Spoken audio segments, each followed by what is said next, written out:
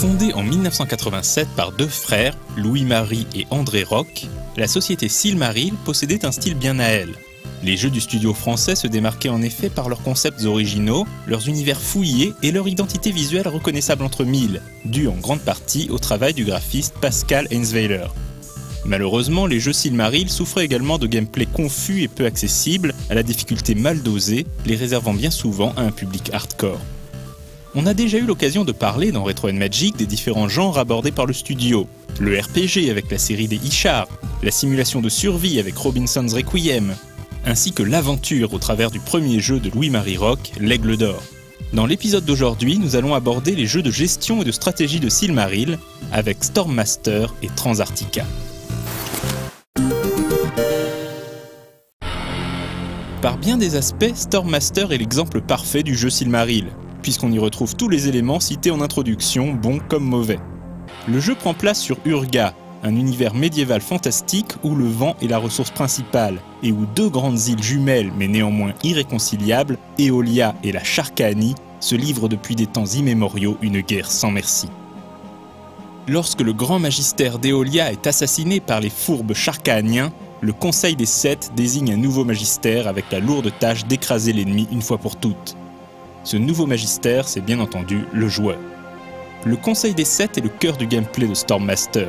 Chaque conseiller correspond à un aspect du jeu, commerce, espionnage, agriculture, commandement militaire, cérémonies religieuses et ainsi de suite. Le joueur devra trouver le bon équilibre entre ces différents piliers afin d'assurer la prospérité d'Eolia tout en se préparant au conflit contre la Sharkani. Impossible de se focaliser sur un aspect au détriment d'un autre. Un conseiller s'estimant délaissé finira par démissionner ou passera à l'ennemi. Dans le même ordre d'idées, les 7 cités d'Eolia peuvent tout à fait se rebeller si les talents de gestionnaire du joueur laissent à désirer. Un magistère incompétent finira suicidé, le jeu affichant alors un écran reproduisant le célèbre tableau Mara assassiné du peintre Jacques-Louis David. L'une des grandes difficultés de Stormmaster est de comprendre comment les différents systèmes interagissent les uns avec les autres, afin de faire en sorte de satisfaire tout le monde sans finir poignardé dans sa baignoire.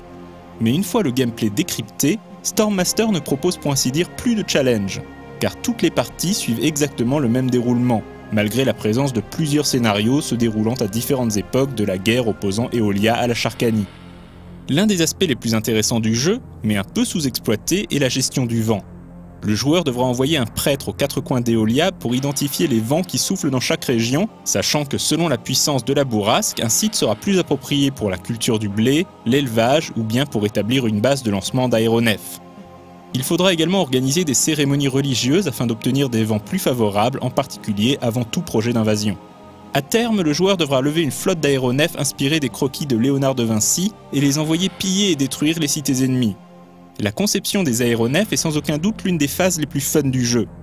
Le joueur pourra expérimenter différentes combinaisons jusqu'à trouver le prototype qui parviendra à décoller lors des essais. Parfois l'aéronef s'élancera tel un aigle fendant les cieux, parfois ce sera un peu plus laborieux, mais qu'importe, il vole! Il ne restera alors plus qu'à acheter les pièces nécessaires pour le produire en masse. Lorsqu'un aéronef éolien rencontre un vaisseau ennemi, le jeu bascule dans une phase de shoot, où le joueur prendra directement le contrôle de la baliste et devra utiliser ses réflexes pour abattre la flotte ennemie avant de se faire lui-même abattre. Stormmaster a une identité forte, un concept accrocheur, un univers intéressant, mais pêche par une interface peu explicite, des mécaniques absconses et un certain manque de profondeur. Dommage de se dire que ce jeu au fort potentiel brasse surtout du vent.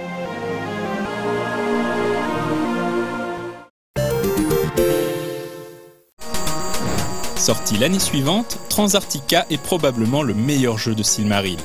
Encore une fois, le développeur français a choisi un cadre de jeu surprenant, inspiré de la Compagnie des Glaces, saga littéraire fleuve de l'écrivain Georges-Jean Arnaud, mais aussi de la bande dessinée Le Transpersonnage.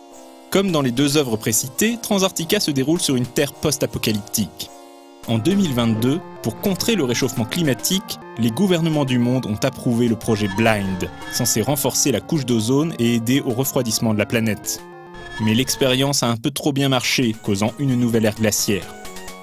Désormais, l'humanité se blottit dans des cités-abris reliées entre elles par un réseau ferré sur lequel circulent les trains blindés de l'Union Viking, qui règne d'une poigne de fer sur ce monde gelé. Le joueur est à la tête des Ambivalents, un culte décidé à retrouver le soleil. À bord d'un train volé à l'Union Viking, le joueur devra mener son peuple à travers les immensités glacées jusqu'à la Terre promise, si toutefois elle existe, tout en échappant aux légions ennemies lancées à sa poursuite. Et peut-être, au passage, pourra-t-il faire toute la lumière sur le projet Blind. Au contraire de Stormmaster, Transarctica est un jeu d'une redoutable simplicité. Il s'agit simplement de trouver son chemin dans un dédale ferré jusqu'à la sortie. Pour progresser, le joueur devra gérer deux ressources, l'anthracite et la lignite. Si ces deux types de charbon peuvent servir à alimenter la chaudière, la lignite fait également office de monnaie d'échange. Il est donc recommandé de la conserver précieusement. D'autant qu'en dehors du commerce, le seul moyen d'obtenir de la lignite est d'exploiter les mines abandonnées éparpillées ici et là sur la carte du monde. Il faut également faire attention à ne pas ajouter trop de voitures supplémentaires au train, car cela augmente la consommation de charbon. Régulièrement, le train du joueur devra se ravitailler dans l'une ou l'autre des cités-abris. Chaque ville vend certains types de marchandises et en recherche d'autres. Le joueur devra donc étudier l'offre et la demande, afin de maximiser ses bénéfices. Le but étant d'accumuler suffisamment de lignite pour pouvoir renforcer son train en vue des dangers à venir, en achetant par exemple des wagons casernes ou des wagons mitrailleurs.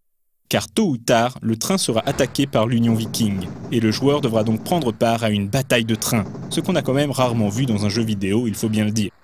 Malheureusement, ces combats ne sont pas très passionnants, se résumant à alterner marche avant et marche arrière pour pouvoir faire feu sur l'ennemi, tout en envoyant ses troupes sur l'autre train pour saboter ses défenses. Une phase de jeu cool sur le papier, mais peu palpitante dans les faits. Le joueur fera également des rencontres aléatoires pendant son périple. Tribus nomades vendant de précieuses matières premières, hordes de loups affamés, hommes taupes dégénérés hantant les anciens tunnels, mammouths qu'il est possible de dresser au combat, le voyage sera riche en surprises. Comme toujours avec les jeux du studio, Transarctica contient également quelques attrape-nigo. Par exemple, le wagon frigorifique n'a absolument aucune utilité dans le jeu, il fait déjà bien assez froid comme ça.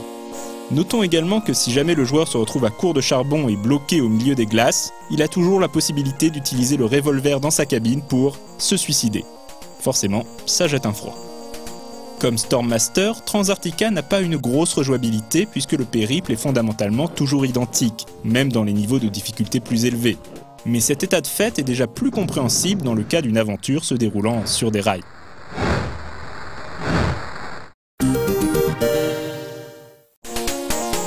Malgré leurs défauts, les jeux Silmaril possèdent de nombreux atouts et conservent encore aujourd'hui un certain charme, grâce notamment à la qualité de leur graphisme et la créativité de leurs univers.